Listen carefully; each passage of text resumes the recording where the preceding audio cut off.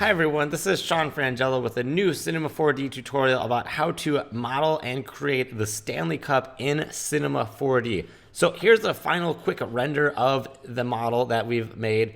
And if we look at our scene file here, here's our model. Now the idea is I'll go through this tutorial, but if you're just looking for the model and want to grab this and try it out in your work, head over to the Facebook page at facebook.com/Vital. Like the page, send me a message, and I'll send you a link to download the model as well.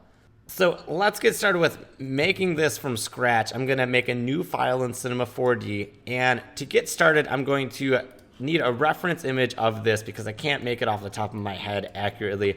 So I have one of those that I grabbed off the internet, and there's a lot of those obviously, but it's good to get one from the side. So I want to load that image into my front view. So to get that, I'm going to click my front view and press Option V, and then click the header bar, and that's going to make this little image area live, and I can click this and go find it. And I have my image here, so I'll just grab it, press open, and what I want to do is it's already lined up center, but I want to put it at Y right on the ground, and I'll turn the transparency down a bit so I can see what I'm doing in my viewport. Now it's pretty head on, but the bottom isn't going to look exact, so we'll use this as close as possible. And how I'm going to do this is with a couple of lofts and a lot of circles for the most part, and then we can build in some of these little details using different techniques. So to get started, I'm going to build my base, and I'm going to just grab a circle from up here. So I'll grab a circle and then press R to rotate it flat on the ground, and I can hold Shift to constrain so I can get 90 degrees. And then I'm going to look in my front viewport and press Option D to hide my arrows, and then press T to scale this up and just get it close to my reference image for my base. So like I said, what I'm going to do is drop this into a loft, and we'll like most of the cup the same way. So I'm going to grab a loft, and I'm going to drop this circle in, and then I'm going to hold Command and duplicate that circle and make sure I get the left arrow, and then I can press E and get my options back with Command D, and I'm just going to scale this up. And if we look at our main viewport, you can see this is what's happening, and I can turn on display line so I can see what I'm doing. And what this is doing is connecting these two, and if we add a lot of these and do some little tricks with how we distribute and bend them around, we can do a pretty good job of getting close to this because it's, for the most part, a pretty symmetrical object. So for the base, I'm going to zoom in here, and I'm going to push this down, and we'll create these couple steps. So we can see we have a little lip, and then it goes in, and then a little lip, and then smoothly in. So I'm going to make that first little one, and then I'm going to duplicate it again and press T to scale it straight in, and then another one, and then I'm going to move that one up. And I might have put this one too far in, but that's what's nice about working this way is you can always make adjustments as you go along. And then this last one, and if we look at our viewport, this will help to kind of see what we're doing. I'll grab this last one, and again, Command up, and then scale it in to pull that in, and then Command up to have a solid one, and then another one to pull that up. And it's kind of like the idea of making extrusions, but we just have this one in the center. If we delete that, you can see it's just gonna get kind of bendy. So we need 2 copies every time we wanna go straight up, and then that's gonna do that correctly. And again, I'll look in my viewport for a reference, and then I'm going to, on the top, just make another copy. And this is going to be the tricks today, is just making lots and lots of copies of this circle in different lofts. And you can see that that's pretty close for the base. If we zoom in here, we can see that we got our bottom lip, and then it kind of folds in and rotates around. And again, every time we want to go in or out, we're going to want to add a duplicate so it doesn't go kind of off and get smoothly in. So I'll just duplicate this and move that one up a little. And it's obviously a little rough, and we can deal with this one of 2 ways. On the loft, we can go to Object, and in Subdivisions U, turn this up, and it's going to smooth it out a lot. Or we could drop this whole thing in a subdivision surface, and it's going to do really the same thing, but you can see we get some weirdness on the top. So for now, I'm just going to turn Subdivisions U up to 124. And that's going to smooth this out, and that'll be enough detail, and maybe even a little too much, but we could always adjust and scale it back, and that'll be a good start for not just our base, but how we're going to address the main model. So we want these parts and elements of the model to line up. So rather than starting from scratch to make the main model, I'll just call this base, and I'm going to duplicate the whole thing by holding command and dragging up until I get the left arrow. And then I'm going to delete all the circles except the top one. And then I can grab that top one and just scale that in, and it's not part of that base model. And I'll go to my front, and I'm just going to use this, and I'll move it up a little to see where it is. I'll use this as the start of this first little ring. So we can see that it goes up and out a little. So I'll get this close to the size. And if we want to get this exactly centered on our circles, which would be good, now would be a good time to go back to our viewport settings and offset the image more exactly so it's exactly centered with our circles, so we know that we're going to be able to use that as a lot better reference. So again, to get back to that, it's click up here, then Option V, and it'll show up. And I'll just make that pretty close to exactly in the center of this line, which I know is centered in my world, and that's going to help a lot. So what I want to do is put this back on this line here, and I can line this up with the side of this edge, and then I'm just going to put it back, and I'm going to, again, duplicate it, and we're just going to keep doing this all day long. And now I get to start having these little rings. So I'm just going to go a little up because we can see right here that's about all it does. And maybe I'll actually grab everything and just move it up so my reference is starting at the right plane. And now on this circle, I'm going to go up a little. And then I want to make these two main circles that are these two rings. So for reference, I'll just put that close to where it's going to be so I can scale these about, and I'll check here because we're going to keep using these two. So this will be the first part of my ring that goes outwards, and then I'm going to duplicate it and pull that up, and that's going to be, if we look at our main model, the top part of these rings. And we're going to keep doing this process, and we're going to use these two main rings a lot. So I'm actually going to call this one A, and that's my bottom, and this one B, just so when we get a lot more circles, we can keep track. Now, again, we can see that it's kind of folding underneath, which isn't what we want. We want this to be hard and metallic. So like I mentioned, we'll just call all these other ones C for reference. Every time I get close to one of these little rings, I'm going to want to have multiple copies of this. So this one, if we didn't have it and I just delete, it's going to go straight. If I have it, it's getting this point, and I'll just turn this off so we can see where that is. If I make another copy of it in between, it's going to straighten that out. And that's going to be really important because we're going to have to keep doing that so it goes straight up, then bends out, and then goes back in, and we get straight lines. So now that we have our rings and our circle that we've labeled C, we can keep track of those to keep using those same parts. So I'm going to duplicate C above A and B and just move that up even with that. So I know that it's jutting back in, and then I'm going to duplicate it again and pull up. And again, you can see that we're getting that little bend. So what I need to do is for this one, make a copy, and it's going to snap straight. And then the top one, make another copy. So when I pull A and B on top, it snaps straight. So how this is going to look for these 5 main rings is we're going to have A and B and then 4 copies of C. And now that we have a base, we can do this a little quicker. I'm going to duplicate A and B, hold command, drag them up, get them lined up correctly. And you can see that that goes exactly out from being straight. And again, just for making a point, if I delete one of those C's, you can see that it goes a little off, and that's not what we want. We want exactly straight up, then the smooth ring out, and then exactly back in. So as we're doing this, it is a good habit to at least somewhat label these because it's going to save a lot of time with duplicating these. Now I can just keep in mind 4 C's and then an A and a B, and that's my ring. So I'm going to hold command, bring a C up here, line it up to this top ring, make another copy, and that's going to be where I drag it up. Then I make another copy before I drag it in, and then I can just grab A and B, duplicate those, and you'll just hear me keep repeating this again until we get to the top. So another C, drag it up, another copy of C, another copy of C, and then move it up to the next ring, another copy before we move in, and then A and B up to the top. And if we look at our multiple views, you can see that it's starting to build out, and even from the front, it's starting to look almost like a 2D illustration of our cup. So we're definitely getting there. And since the side part is kind of repetitive, we could just do this from this view.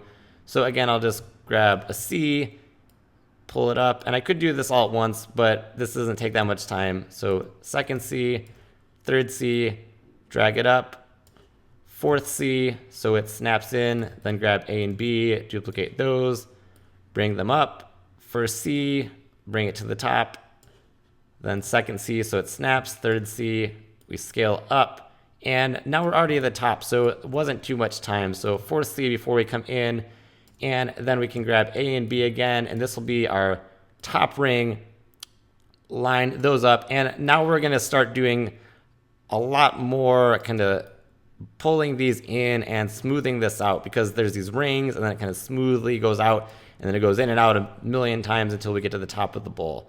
So we can keep using this technique of moving these and scaling, and now we don't need to keep track as much of A, B, and C. We're just going to make another copy, move it up, scale it in a bit, another copy, and just keep repeating this process. So scaling in just to get smoothness, scaling up, and we could do this kind of in between, or we could go to the next ring that's right here and scale it in, and then add one in between and pull it back down and scale it back out to kind of bow it out. And it's a nice way to work with these shapes and NURBS modeling with loss, because you can have a lot more control and it's not really destructive. You can always move the rings around. So again, I'm gonna keep pulling these up, and now it kind of comes in a bit. So I'll scale that one in, make another copy so it's straight, then make another copy before I go up. And it looks like those are all a little too small, but that's fine. I can just scale all three up and pull them up slightly so it's kind of smoothly going. And then I'll grab this top one,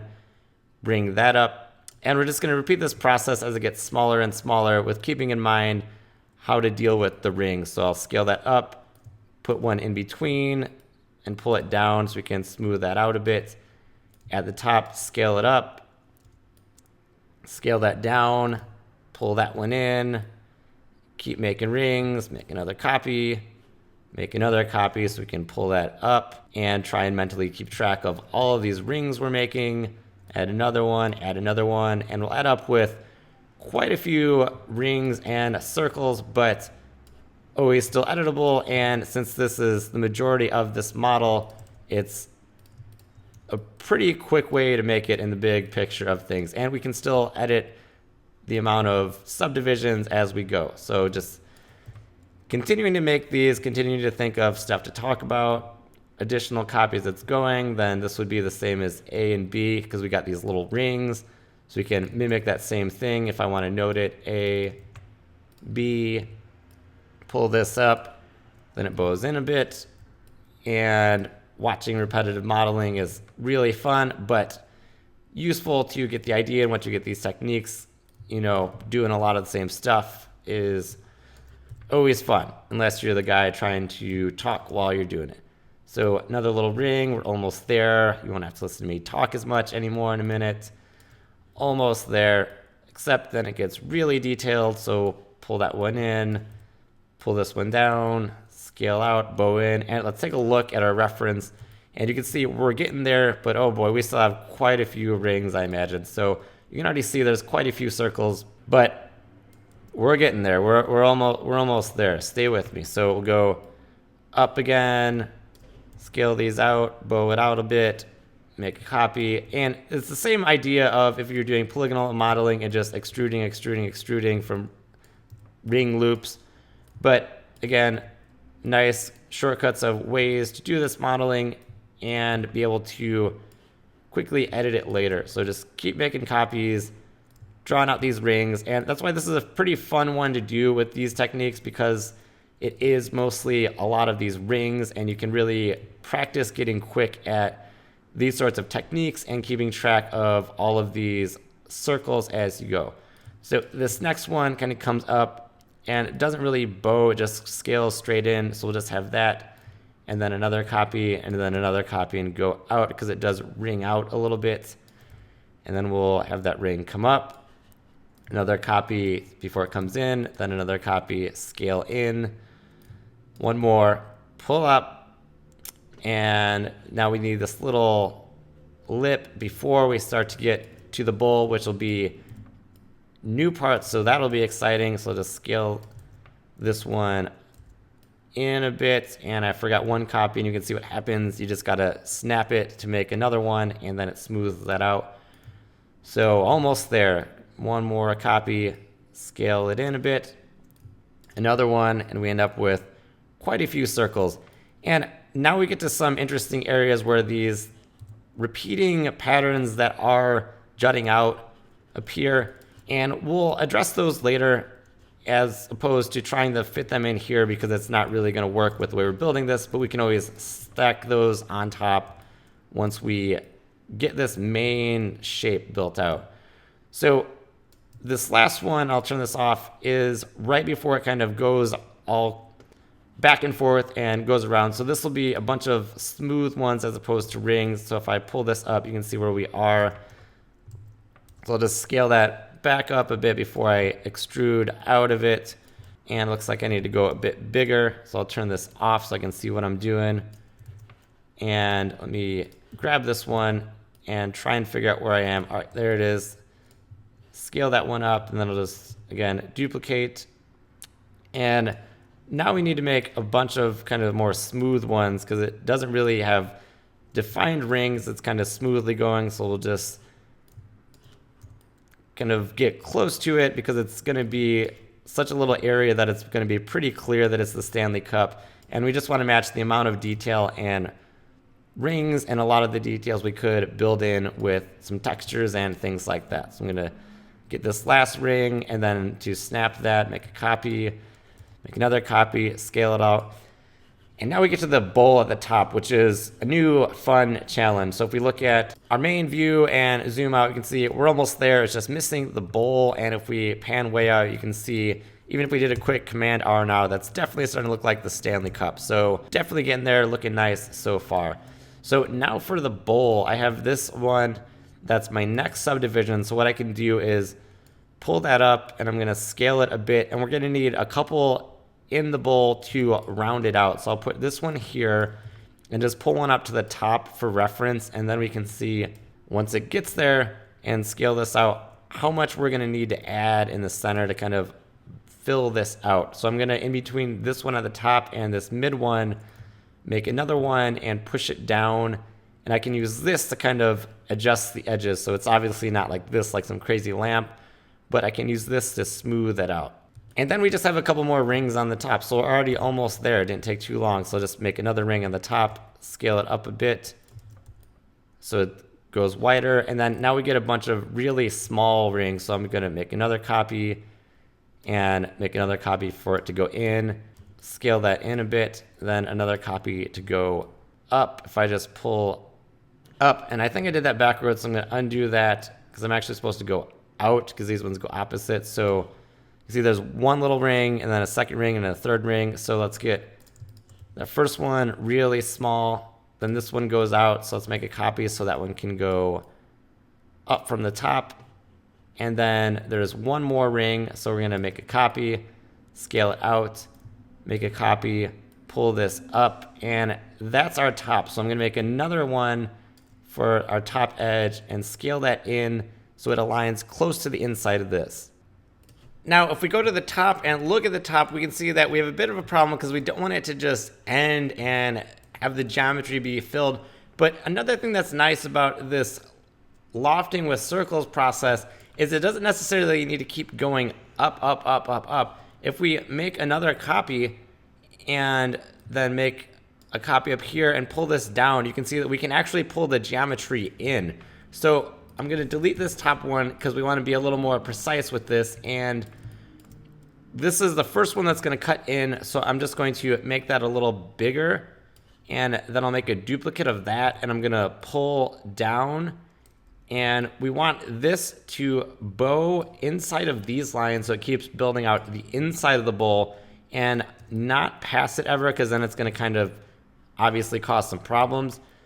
But we can use this to create a little bit of volume inside of this. So I'm just going to make additional copies of these, and I can actually use the existing ones for the outside to line this up so it's pretty geometrically consistent. So I'll just make that one, put one here, pull that in, And I can make one in between those so it smooths out this part a bit.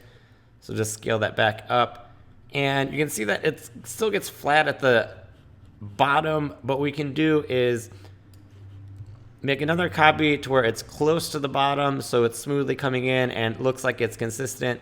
And then make another one, and I'll pull this down and then press T and just scale that way down.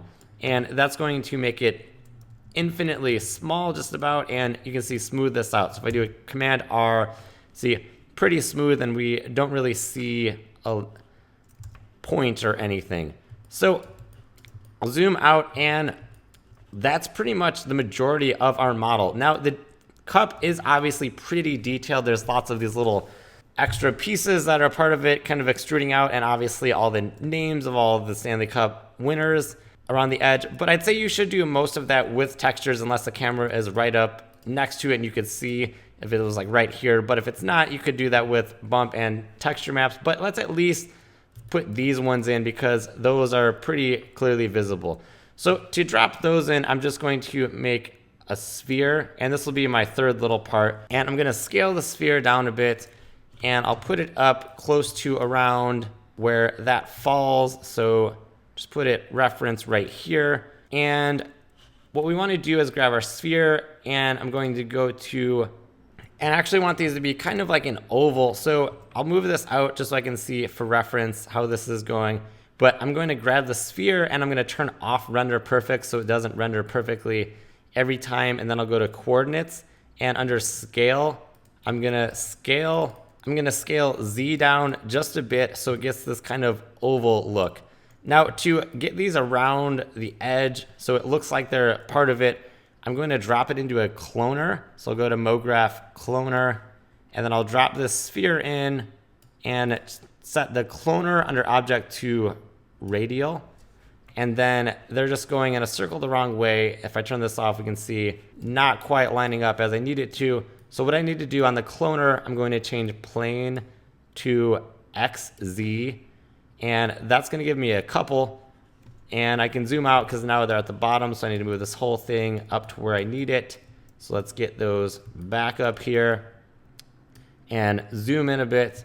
And what I want to do is add more and fill in how they're spaced. So I'm going to add a lot more and bring the radius up to where it's the full volume of the cup as I built it. And I'm just going to add more counts until they're just about close to touching. So that fills it out. And if we look here in our main view, we can grab this and move it down a bit maybe so they're sunken in. And we can see if we do a Command R, that fills in nicely. And I can always scale those spheres up a bit, as well as go into the cloner and add a couple more so it's exactly filled in and looking more accurate. Now, that's probably not 100% accurate, but my idea was getting the main part of the model down and focusing on the main model and knowing that we could always add more textures later on. So now I have this whole cup, and I have my cup here I'll name, and the cloner are these little extra top parts on the top. So what I want to do now is just add some basic textures so it looks more accurate like the cup. Now if I just go to my render settings and change this to physical and turn on ambient occlusion, obviously we have no lights, but if I do a Command R, we can see that obviously we have no lights and ambient occlusion is on now, but we don't want this default gray, and we could at least add a bit of textures to make it look more realistic. So what I'm going to do to get started with this and just have a bit of basic lights and textures is I'll go to render settings and output, go to 1280 by 720 first of all, so it's more accurate to video format. And I'll drop in an actual camera, turn it on with this white box, put it at like 28 so we get a little wider angle lens.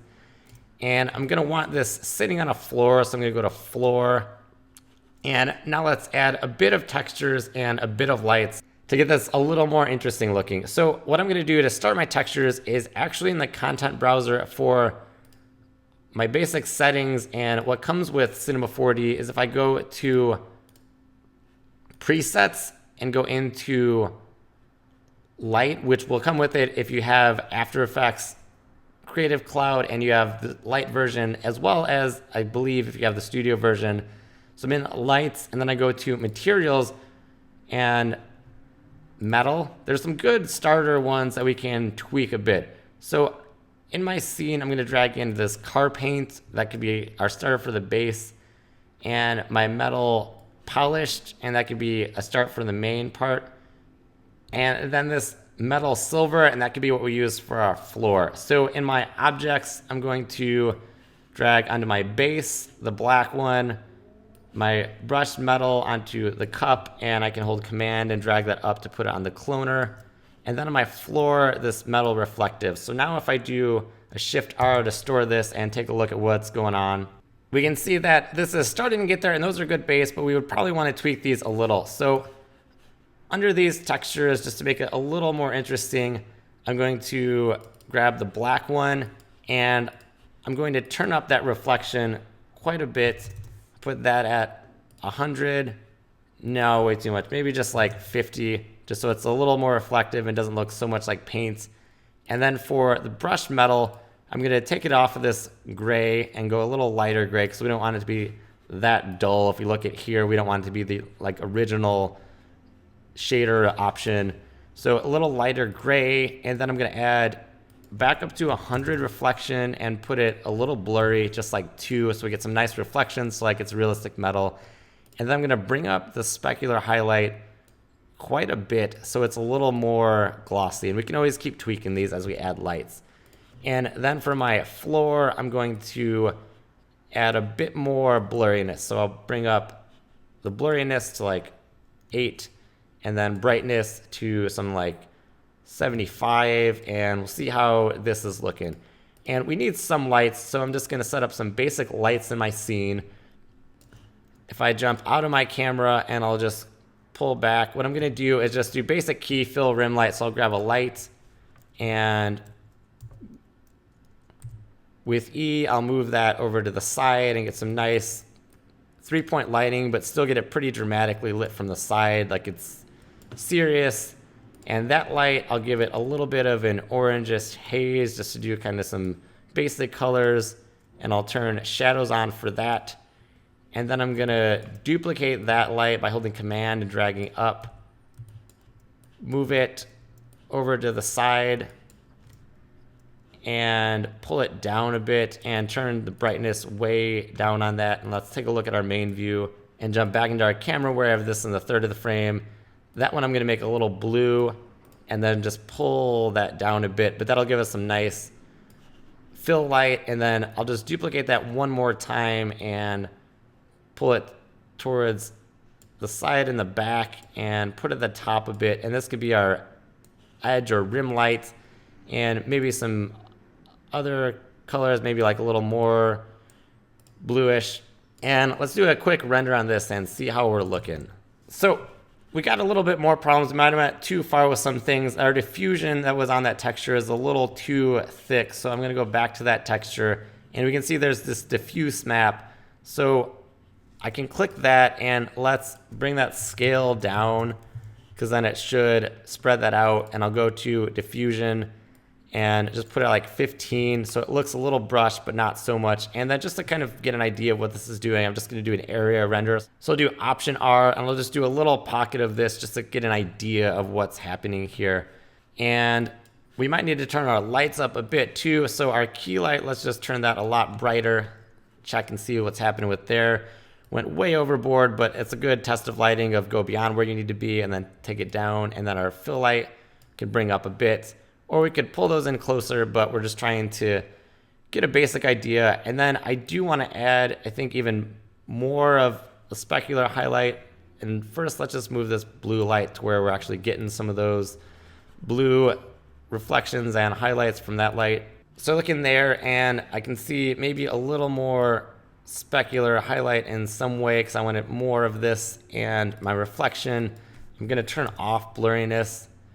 And I still think my diffusion is a problem. It's adding way too much. So if I turn this off, you can see we're getting totally reflective. If I turn it on, it's way too bright. So I'm going to adjust this a little further and bring the brightness down and the mix strength up. And that's helping a bit. Let's do another quick render. And that's getting close. It's still a little dull. If I look back at my original final render, it's a bit more reflective. So let's push these textures a little more. And let's just go to reflection and turn that up a little more to compensate for our diffusion. And let's do a quick area render. And again, went way too high, but maybe if we go like 125 and hope that these settings are getting close there, that's definitely getting there. So we can overcompensate a little bit with the reflection instead of trying to figure out how this diffusion is kind of messing it up without going too far. So maybe 155, and that's looking better. And then I'm just going to pull my lights in a bit in my scene because they are a little dull and I want to get more of that. So on this, I'll do another quick render and we should be pretty close. And that's definitely getting there. We could keep pulling our diffusion back and we can see that our reflection is really helping because we're getting the reflection of those little spheres at the top, and that's helping. So you could keep going with this, add more lights, more cameras, really get into the textures and put all the names on. But this is a good start of how to build out the model of the Stanley Cup, and playoffs are heating up. And here in Chicago, the Blackhawks are doing well, so I figured it'd be a good time to work on this tutorial and do a fun little model. So I hope you learned a lot, and as always, be sure to check out the Facebook page to send a message for the free model at facebook.com/Vital, and be sure to subscribe on YouTube and Vimeo at YouTube and Vimeo.com/Sean Frangella. And thanks for watching. I appreciate it. I hope you learned a lot, and I will see you at the next video.